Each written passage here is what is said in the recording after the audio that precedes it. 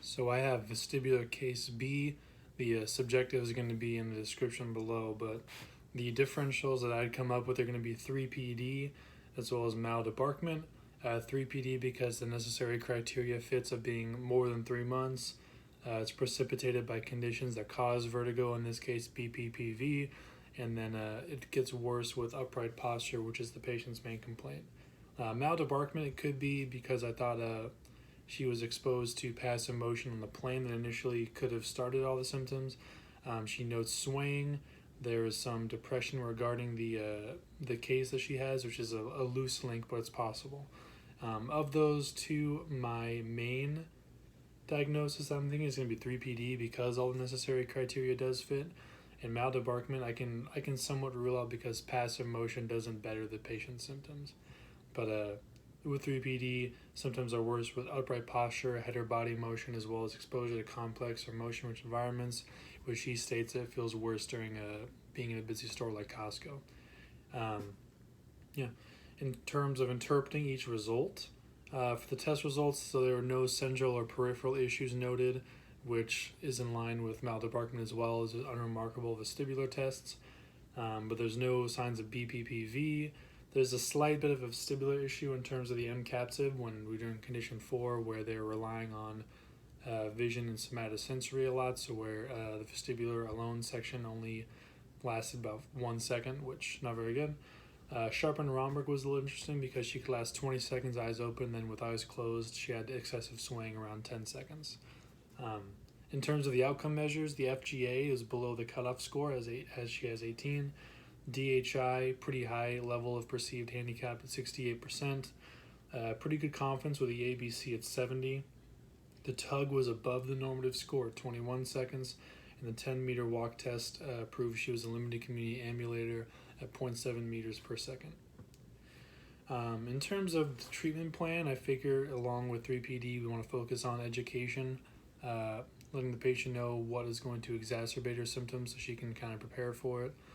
Exercises for balance and walking, as well as habituation exercises to increase tolerance for movement and visual stimuli. All of this to aid her to decrease her symptoms with the suspected 3PD. In terms of a referral, I think a physician for medication or counseling at some point, since a lot of patients with 3PD don't completely recover, so being able to talk to someone about her symptoms can help a lot mentally.